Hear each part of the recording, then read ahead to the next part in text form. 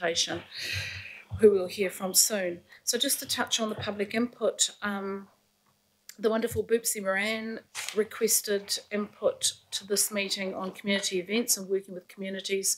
Boopsie's very kindly agreed to come to next month's meeting because this one was pretty full, and same with Cherry Morgan, who we all know well, talking about our smoke-free plan. She's coming next month, and Sandra and I had a bit of an interaction over the fact that public input was pretty full, and I just said to Sandra it'd be great if we could just bump you into local board input. And Sandra, thank you for being kind enough to agree to that. It's appreciated. So mostly we've managed to incorporate everyone who's asked. So we'll move straight on to public input, and I'd like to welcome Rosie G as part of or leading our Extinction Rebellion, Auckland. And Rosie, do you want to introduce us to your other?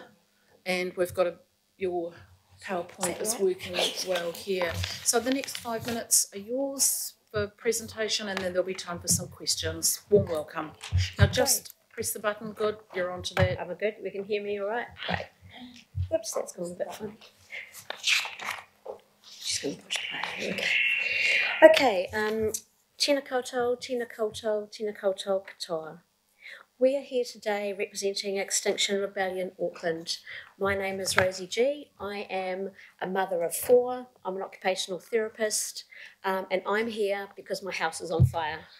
This is my colleague, Dr. Holland, who's a grandmother, and she's here for some other reasons. Can I have a bit of a hand with this? Sorry. Technical. It's a bit technical for me. That's why I've given it to her.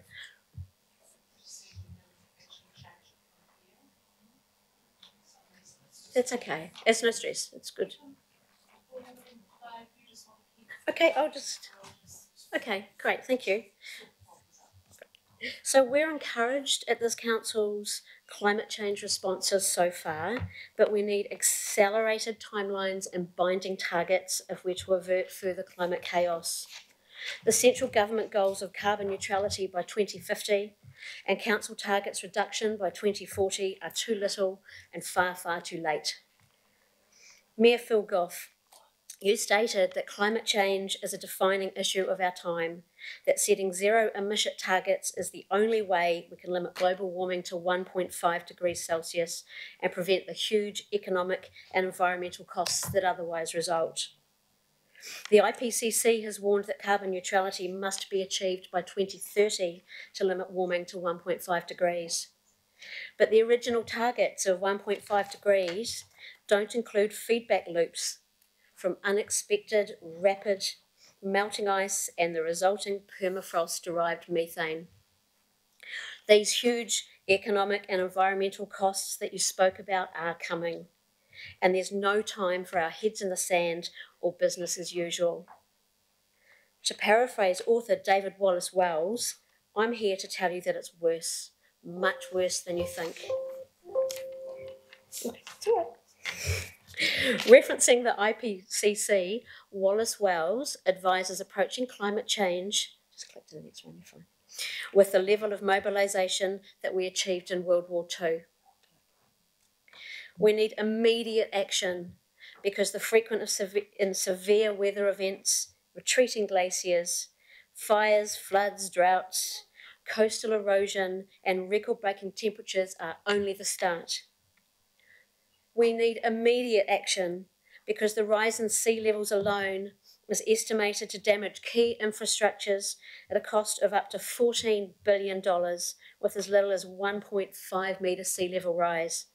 $14 billion. We need immediate action because we have no other choice. We can't hide from this. We have only an estimated 6 to 10 years to take action, achieve targets, to avert runaway catastrophic events. There's been 369 councils around the world that have already recognised the need to deal now with this emergency. Let's have Auckland Council be number 370 and lead the way for councils nationwide.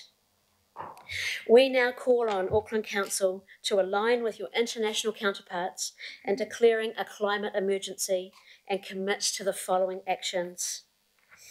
1. A program of rapid decarbonisation, transforming the local economy and net zero carbon emissions by 2025. 2, establish a citizens' climate emergency panel to create a binding emergency declaration action plan. 3, costed action plans to be embedded in all council budgets by 2020. The kinds of accumulative actions that would make a difference are things like being transparent in your divestments of fossil fuel, requirements on council departments, CCOs, contractors and Auckland businesses to increase the energy efficiency of buildings, replace vehicle fleets with electric vehicles and abide by reinstated Green Star building standards. And overall, we need to be conscious of protecting our vulnerable citizens and upholding the Treaty of Waitangi by including both community group representations and local iwi on the Citizens Climate Emergency Panel. Yes, this feels overwhelming, but the current business as usual model is just another denial mechanism, and we need to push past the inertia. The science is so strong and so terrifying that we do no longer have the luxury of time. We see Auckland Council as being more aspirational than active in its climate response so far, and we see that aspirations can be turned into effective actions with strategic planning and citizen input. We are in a climate emergency, and the government is comprehensively failing to respond with the urgency that any other emergency would receive. Please be the leaders that we need you to be. It will work if we do it together. And the last slide, sorry about the slides, this is showing, if you look at the year on the slide, New Zealand is on the right, fourth from the bottom, how the outstanding weather events have actually been impacting since 1880. And hopefully, it will play, if someone plays, that would be awesome. A lovely technical person over there. Or I can just keep talking, that's fine too. It goes really red. Lots and lots of red. Yeah, that's not going to play. Oh no, technical. Here we go. Wait. No, okay, that's fine. The head played, Rosie. Tell us what we'd be seeing. Just talk us through a little bit. So what it is basically is we see some reds, and the reds are anything of more than 2 degrees Celsius outside of the norm.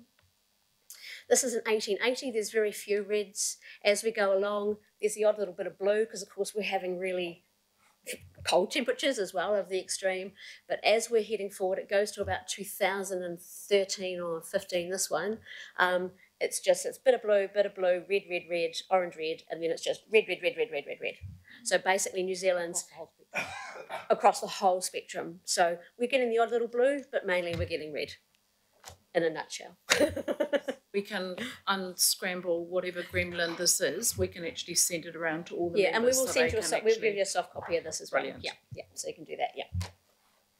Thank you. Thank you, and I do apologise for the difficult start with the technology in the beginning. Now, there will probably be a couple of questions. Just while people formulate their questions, members, I had a quick chat with Rosie before the meeting and explained we were having a climate change workshop this afternoon. So this is a very good context for us to be taking into that climate change workshop this afternoon. And of course, we've got the climate summit happening on the 19th and 20th, and the outcomes or the actions that you've put forward here, I think, are some very good actions to actually take into that climate summit. And I suggested to Rosie and the team that post the summit that we meet to talk about the opportunity for a citizens' climate emergency panel. So I think we can take this to somewhere.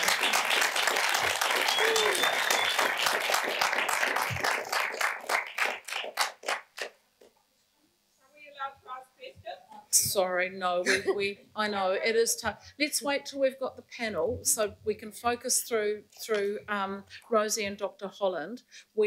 We'd like to ask them the questions, post the summit, happy to meet, talk, discuss, answer questions and actually work collaboratively on this. So, Councillor Darby. Thank you. Look, probably not a question and no disrespect because you've done tremendous work. and we've also heard from the Waitemata Carbon Action Network, and we do have coming up at the Appointments and CCO Review Committee the response from the CCOs on the letters of expectation. We need to make sure these requests, are they our requests to make requests of the broader organisation? So just plugging it into that area as well. And I know that you've got a lot on in this area, Madam Chair. Thank you, Councillor Darby, and thank you for your advocacy in this area and for being absolutely solidly staunch on raising that, and we'll make sure that that's raised. Any other questions? I think, please don't feel that that's just now because there aren't questions, that this is just sort of, you know, going to sink from oblivion, that we've discharged our duty and we've heard and now this goes nowhere. We absolutely will undertake to follow this up. We'd love to see you, Rosie, at our climate summit, and we'll make that happen. Awesome. And then we will meet with the group post-summit and see how we take this forward and answer those questions. Oh, we've got just something to add. Are we allowed to ask questions? I've just had one handed to me. Yeah. Okay.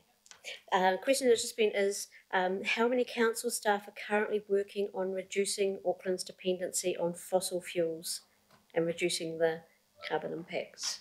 That is a really good question. So we've got obviously the complexities of our CCO, external CCO whānau. We've got our Auckland Transport, who are working on exactly what you're talking about, and then we've got our own work that's being done internally. I'll just ask Dean to make a quick comment. I'm going to put him on the spot and say how many staff, but just perhaps to have a bit of a quick explanation of what's happening at the moment. But that's something I think that will be really useful in that follow-up meeting where we can do it a bit decently. Look, I couldn't put a number on it. It would be unfair to, but there's a lot of staff engaged in this, both at Auckland Transport and Auckland Council. In terms of our zero carbon initiative, this relates to there's a hydrogen a pilot trial down at the ports of Auckland, so that would be an example of how we're looking to convert fleet and testing the reality of that. We have got a program at Auckland Transport and Auckland Council of purchasing electric vehicles. We've also got what we call the Gigawatt Project, and the Gigawatt Project is about increasing energy efficiency across all of our building portfolios, because this is not just about vehicles, this is more generally speaking, which is gaining a lot of attention.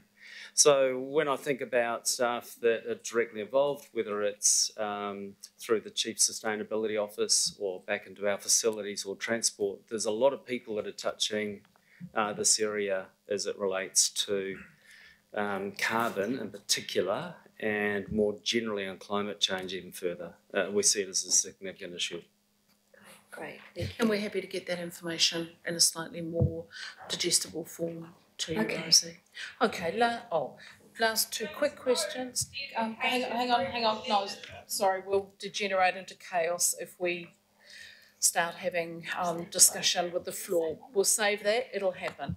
Councillor Wayne Walker.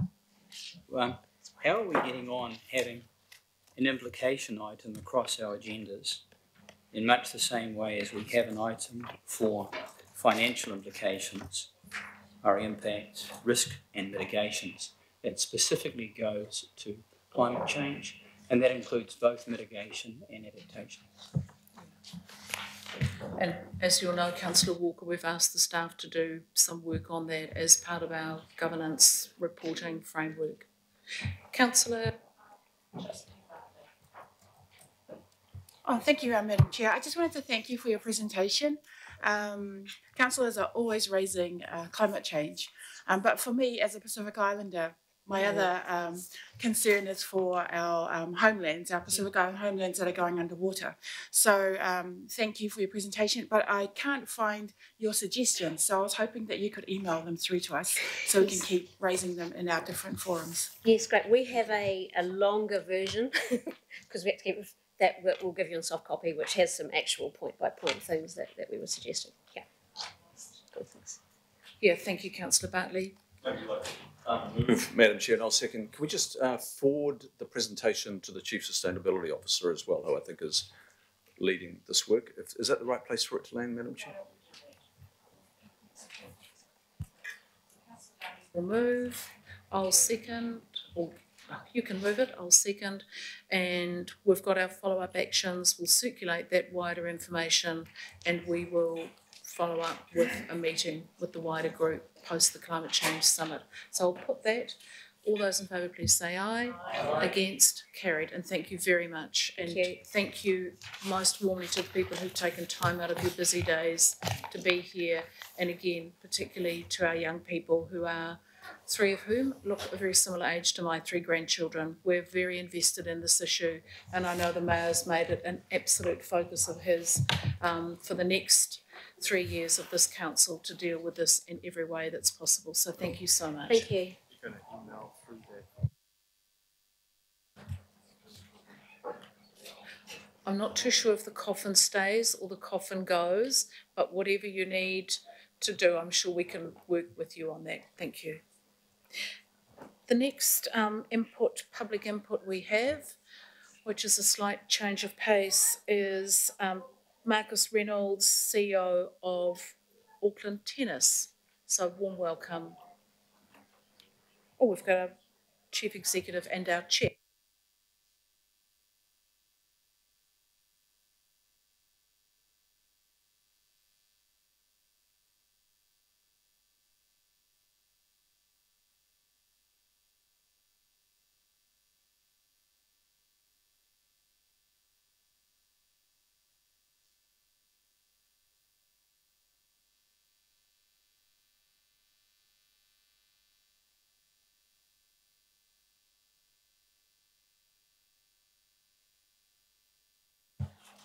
Right, thank you, gentlemen. Well, feels like a change of pace, but we're now focused on tennis, so warm welcome. Thank you very much for having us here this morning. As introduced by Councillor Holtz, my name is Marcus Reynolds. I'm the Chief Executive of Tennis Auckland, and with me I have my Chairman, Simon Vanini. We're here today to present to the committee in regards to the ASB tennis arena. Just in terms of a bit of a scene-setting exercise, Tennis Auckland are a registered charity. We're the regional sports organisation charged with leading tennis across the Auckland region. We're lucky enough to operate the ASB Classic. It's an event we're very proud of, and I think it's an event that, as a whole, Auckland can be proud of. Although this event comes across as quite a commercial exercise, it does serve as our annual fundraising event. The financial surplus from the ASB Classic essentially subsidises the community facilities we operate and the community programs we run in schools and clubs across Auckland. I guess a bit of scene setting around tennis as a whole. It's very inclusive. It's for all ages. There's an even split between males and females, boys and girls. And it also tells us it's a sort of cradle to grave sport, so people play it for their entire lives. In terms of the development project itself, we have a requirement from the ATP and WTA, who are the international tours for the men's and women's tour, to have a venue that can have a capacity of 3,500. At the moment, our capacity is 2,881. So every year we apply for dispensation to avoid a fine to host these tournaments. We're under threat. The politics of sport is thus. Although we have a successful tournament and we sell out our tickets on a regular basis, it's no secret that wealthier tournaments such as Doha, Brisbane, and Shenzhen are commenting behind closed doors around the value of Auckland, and of course they zero in on our capacity, and that's really all they can attack at this stage. The rest of the tournament is overall very, very good. Just in terms of the roof, we'll front foot that one, the elephant in the room. It does remain part of the project plan. However, the capacity is the immediate priority for us. We're taking steps as well to future-proof the facility. An example of this is in our designs for the west stand that we're looking to do this year. We've installed we're looking to install a tunnel at the southern end of that allows people to get on and off the court if the facility was used for other purposes such as concerts in the future. So we are footing the cost for that, although it may not be used for 5, 6, 8 years. Just in terms of the staging, stage 1A, which is what we're looking to do this year, is the west stand. Stage 1B is the south, and then we're looking to do the north and east, and then the roof. We're committed to stage 1. This will get us to our capacity. However, we are going to do this in 2 parts. 2 reasons for that is 1, just to spread the financial risk, and 2, the build schedule is so tight, we can't afford to overrun the schedule and not be able to run a tournament.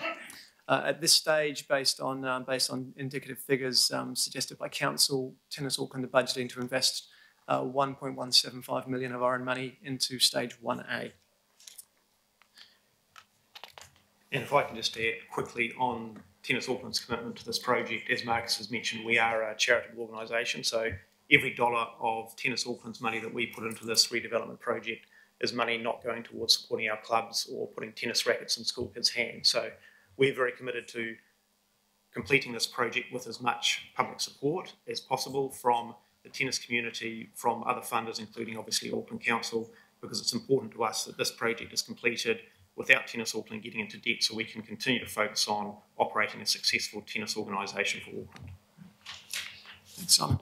And sort of continue on that point, in terms of the project outcomes, the first outcome of this is to achieve our capacity and retain our licences. The second one is to provide a world-class experience. If it's a tournament we're going to continue to be proud of, we have to keep providing the best experience we can to both players and spectators. I think it's fair to say gone are the days where people are happy sitting on concrete terracing. We also have to ensure Tennis Auckland operates a sustainable business model. We don't want to run ourselves into the ground financially to achieve this. We have to take a prudent approach financially so that we can continue, as Simon said, to run our programs. And that leads me on to the fourth point, which is essentially the ASB Classic subsidises everything we do in the community space. It pays for those facilities that are open to the public. It covers the costs of the in-school programs, the club workshops that we run. So it's very important that we can continue to do that.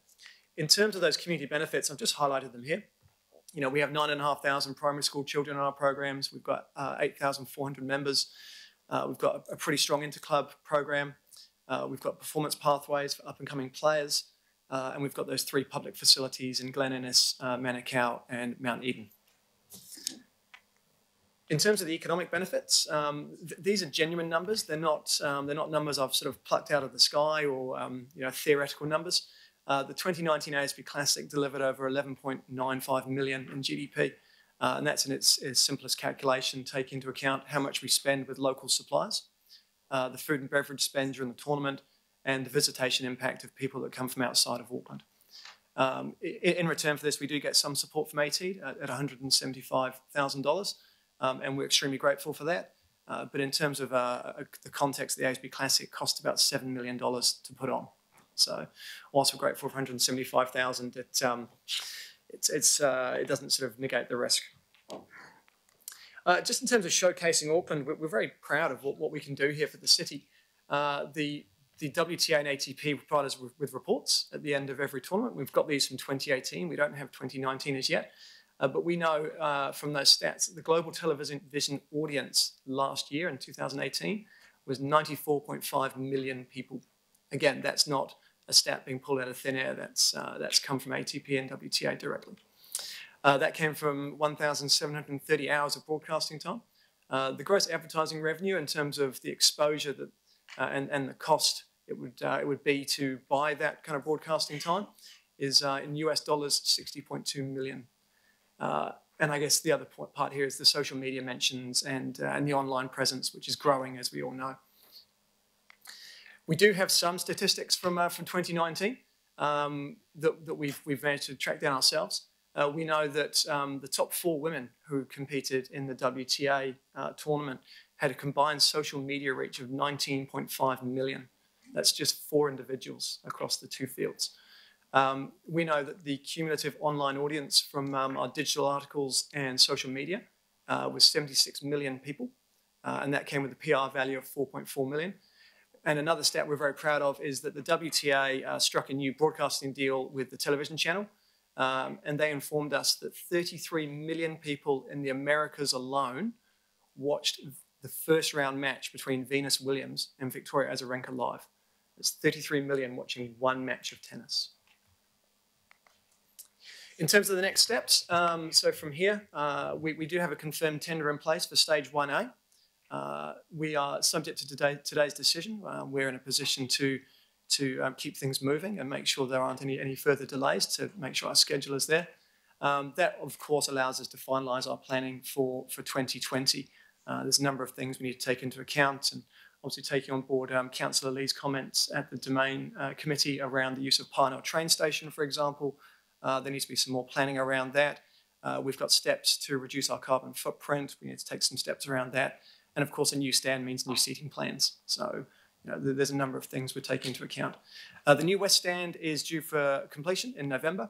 And then throughout the year, we'll complete our fundraising for the South Stand, which we will look to begin in 2020, best case scenario.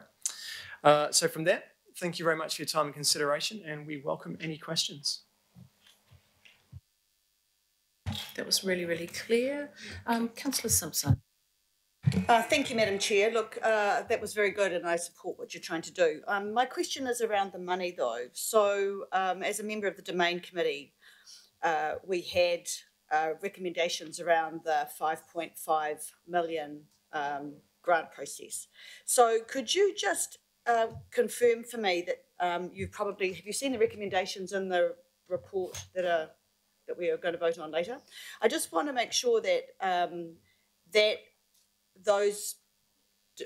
that determination of the split, is that how, are you comfortable with that split? Is that what you've been told up to now, or have there been any changes? Or I just want to know what you think about the split of the funding. Yeah, thank you for that question. The initial discussions around, obviously, the $5.5 million in total, some initial discussions were around 4 million going towards stage 1A, and then the remaining 1.5 into stage 1B. I see the recommendation is 2 million into stage 1A, so the recommendation within the papers at 2. That change came about 3 weeks ago. At 2 million, we are incurring debt, and as we indicated before, at $2 million, we're investing 1.1 of our own money. At the end of the day, that's $1.1 million that's not going towards tennis programs or in-school programs or community facilities. Anything above the, we're very grateful for the 2 million. Don't get me wrong, we're very grateful. But anything above that is money that can go towards community programs and community facilities. So can I just confirm, Madam Chair, so you had 3 weeks' notice, and therefore you're going to have to cut out 1.1 million of community spend as a result of the lack of notice around potentially the funding that we may approve later? I think just to be clear, the issue here for us is that 1.1 needs to be cash flow funded by us for the first stage, and ultimately, obviously, we'll get less from council in the second stage. If, for example, we've got 3 million now, but it does create a cash flow issue for us that we have to fund, obviously, during that probably 12 to 18 month period before the next build period. So from our perspective, obviously, if we can get some more upfront now, that just takes the pressure off us as an organisation over the next 12-month build period. And we can ask the staff when would they have the presentation, Councillor. Councillor Walker, Watson and Councillor Bartley. I've got a few questions. I might already know the answers to some of them, but that doesn't matter. I want to ask them to do diligence. Got a question first around supporting information. My understanding is that you've got a business case, that you've got market research, that you've got a whole lot of material that underlies that, and that officers are familiar with that. Is that correct? That is correct. There's a feasibility study and business case in 2013. Okay, just wanted to nail that. The other question that I've got really just goes to the conservatism of your figures. Quite obviously, we're talking Tennis Auckland here, but would it be fair to say that this is a signature national event, that is a New Zealand event, and that in terms of the impact on numbers as it goes to career pathways and the like, quite obviously this tournament has an effect across New Zealand, and it also has an effect for tennis North Harbour, or Northern, where I play tennis, and quite obviously there are some significant numbers there. So just ask for some confirmation around that. And I think that's a very good point, is that the tennis tournaments in January is the shop window for tennis around New Zealand. The flow-on benefits across New Zealand are very important in terms of the publicity that's generated for all clubs, attracting new members, etc. We obviously have a close relationship with Tennis Northern and help support their clubs as well. So again, the money that comes into Tennis Auckland creates a benefit to the wider Auckland area. And I've just got another question that goes to transport. I mean, Councillor Lee might be asking it, but it's fair to say also that the improvements as a consequence of Parnell Rail, proximity there, the linkage, also enhance the sustainability of your event. That's correct, and planning underway for 2020 certainly includes doing a lot more marketing around the use of Parnell train station and people flow in and out of the tournament from around Auckland. Okay, and the last question very quickly just goes to multi-use, but it enables quite a variety of other things to be held at this location. Yes, so currently, as the Domain Committee is aware, we're only authorised to use the land for tennis purposes at the moment. What we wanted to do, whilst focusing on what tennis needs, which is 3,500 seats, is make sure that we're not getting in the way of any future development which might enable other sports to be played there. So as Marcus has said, planning the way the stands are set up so that we're providing for a roof and providing for other facilities that would enable other sports or other events to be held there in the future. But obviously, as a small not-for-profit, we need to focus on what's important for tennis, hence the stands. And just a related question, does that require any change in consenting or the like to... It would do. Okay, thank you very much.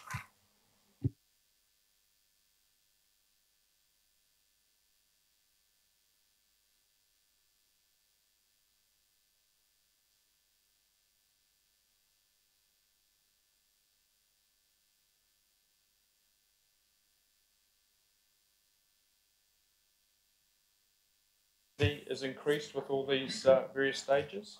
That's correct. So two main things. It's obviously the number of seats, but it's the quality of seats, so people aren't going to be sitting on the concrete bleachers, and the toilets are being upgraded, which is pretty important. Okay, so my second question goes to the quality of what people are sitting. For people that go along to the ASB, which is a fantastic event each year, the biggest downer or biggest inconvenience or the biggest thing that affects your enjoyment is exposure to the sun. You're sitting there getting baked. It is very pleasant. Great games, but if you're in the yacht stand, that's not much fun. I see the roof.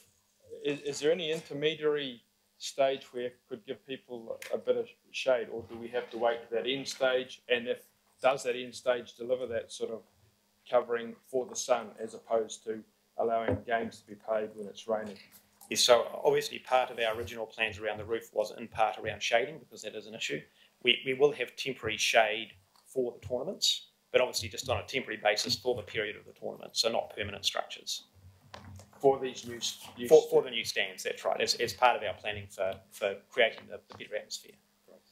And sorry, just to add to that, the stands we are building are being engineered now to take a roof in the future, so it doesn't have to be retrofitted at a higher cost down the line.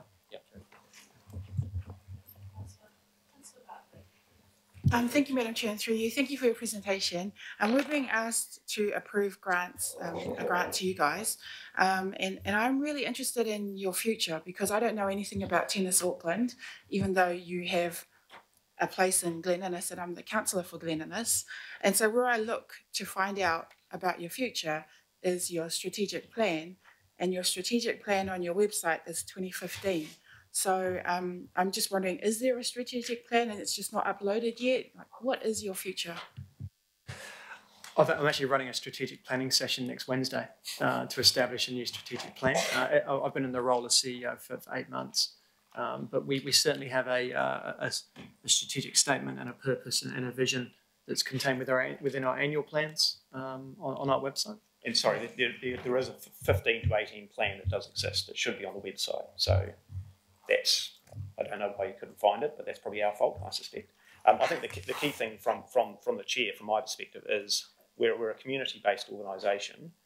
As I've said, we're basically funded through community grants, some small amount of money from other funders, and largely from the running the tournaments. If you look at other regions around around New Zealand that run tennis, they don't have that, and therefore they can't do close to the things we do in the community around getting tennis rackets into the hands of kids. So I think the key thing here from our perspective is, as a voluntary board, as a very small organisation, it's important for us to be very prudent about how we operate and what we focus on. And I think our focus is on creating tennis opportunities throughout Auckland for all levels of players. Thank you. Couple more questions and then I think we'll move on. I've got Deputy Mayor Cashmore and then Councillor Philippina, and then we'll move into the items or move on to our next presenters. Thanks, Madam Chair. Thank you, gentlemen. It's a very quick question. So the land underneath your assets is owned by Auckland Council. The assets themselves, I presume, is held by your trust, and does your trust completely cover depreciation, and would that also be encompassed with the new additional asset values that are going in? Yes, it does, and we have allowed for depreciation over the last number of years, so that's very much part of our budgeting. 100%, yep, absolutely.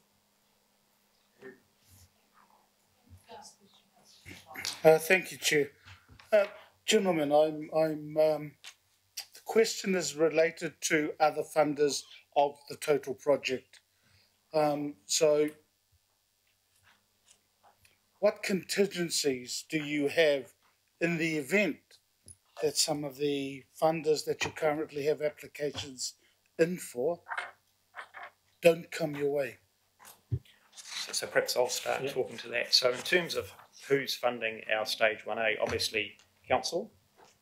Foundation North have committed to $2 million, and we're just discussing with them about how much comes for this stage and how much for 1B.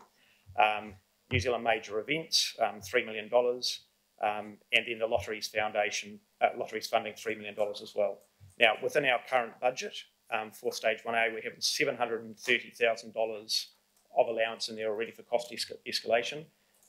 Marcus mentioned we've already got a contractor ready to go on a fixed price of $6.3 million for the build part. So we're very confident as a board that we have sufficient allowance in there to cover any cost overruns. We have also sourced through ASB Bank, our bankers, a $1 million overdraft if we need it for cost overruns, just to give all of our funders confidence that we're going to complete the project. Cool. And just supplementary, so once 1A is completed, I'm assuming that the rest, as a result of 1A being completed, will hopefully allow evidence to be put through with your application to the other funders to complete the other stages. That's correct. I think it's fair to say we've been talking about this redevelopment for a while now, and when we knock over the yacht stand, which is probably in about April, I think people will recognise we are now proceeding with the project, and it will be easier to release some of the money that's been promised to us. Thank you. Thank you. Councillor Simpson, would you like to move the thank you? And Councillor Walker, I'll put that. All those in favour, please say aye. Aye. Against? Thank you both very much. Thank you, Simon and Marcus. And we'll be getting onto the item hopefully shortly. So you're welcome to stay and hear the debate. Thank you. Last presenter in public forum is Kim Kerrigan from Piha. Warm welcome, Kim.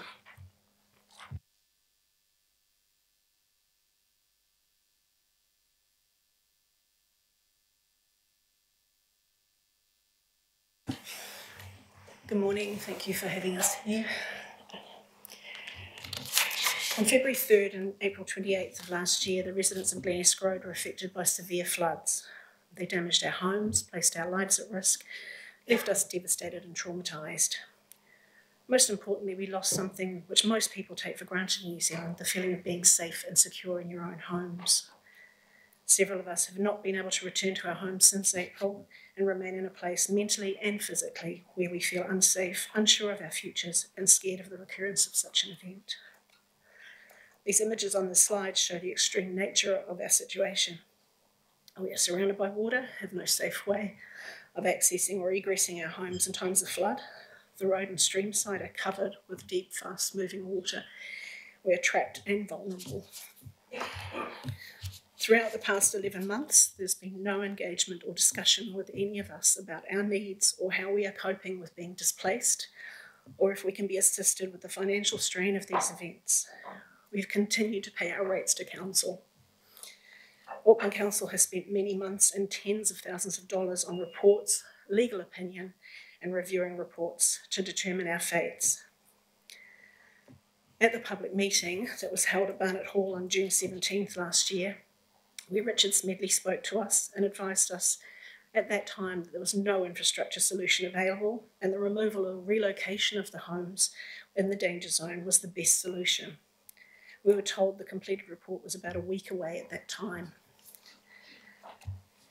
Christian Brown, Manager of Regulatory Litigation, then wrote to DLA Piper on the 25th of July 2018 at the request of the Manager of Regulatory Compliance, Steve Pearce, to seek their legal advice around how Council could use their statutory powers to remove us from our homes but offer us no compensation. As you can see on the slides, it is acknowledged that there is extreme danger and a significant risk to residents.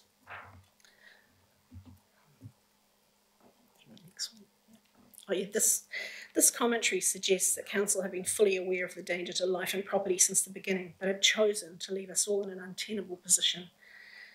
Yet the DLA Piper response suggested that if the Council wished, they could engage with us to discuss a voluntary purchase of the properties if they wished.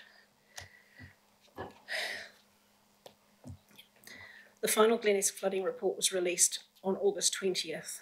Once again, consultation with the community was mentioned, but again, Council has chosen not to engage with us.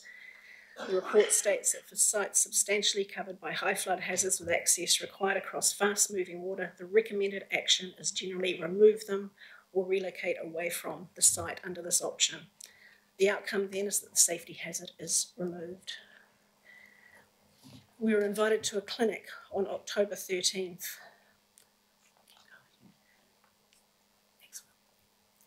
Which was promoted as a forum for discussion around the options available for us.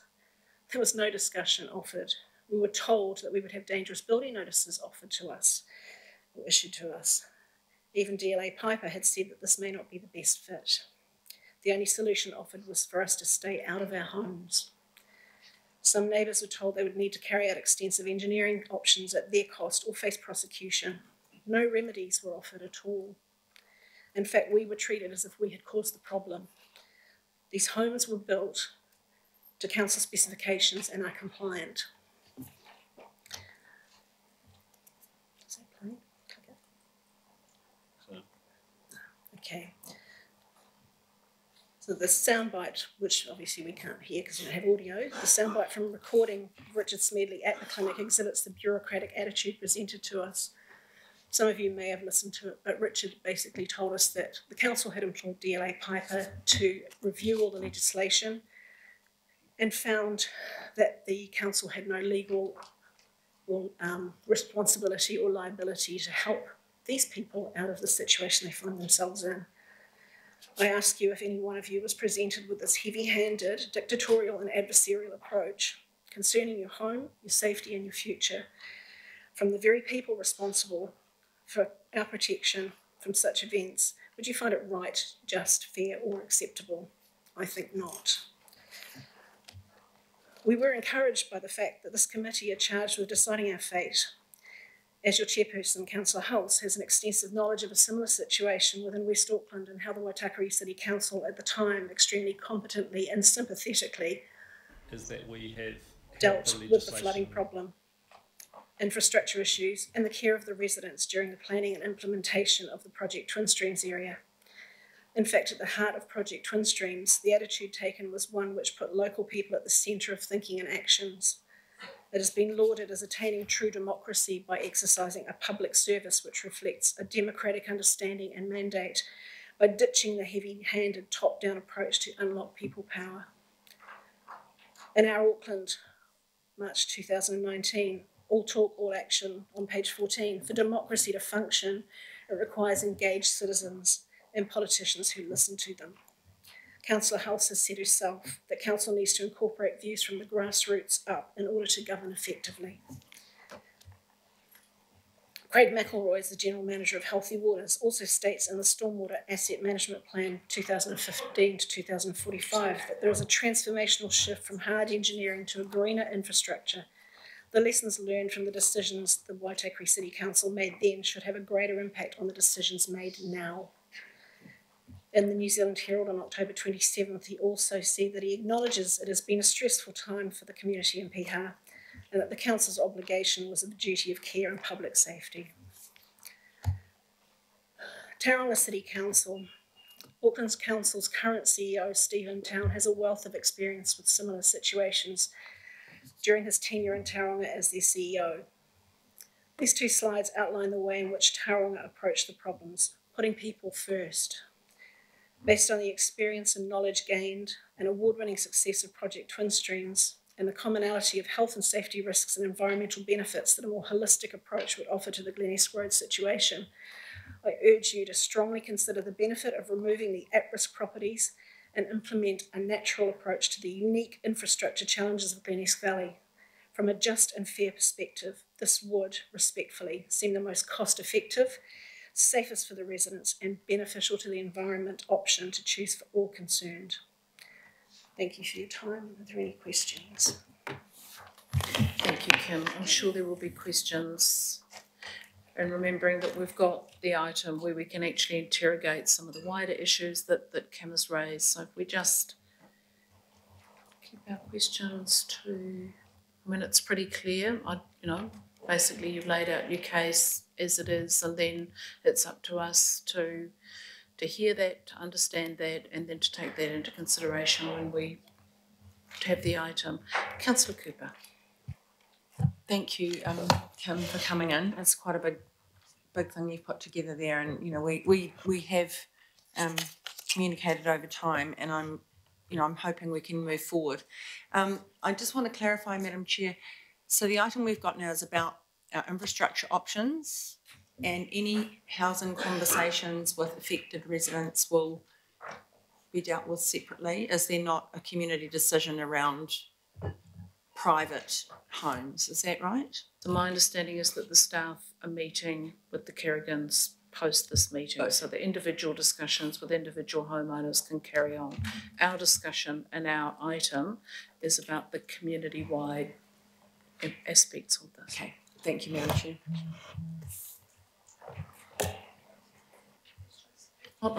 I'm happy to move that we acknowledge and thank the Kerrigans for the presentation. Seconded Councillor Cooper. I'll put that. All those in favour, please say aye. Aye. Against? Carried. And thank you very much.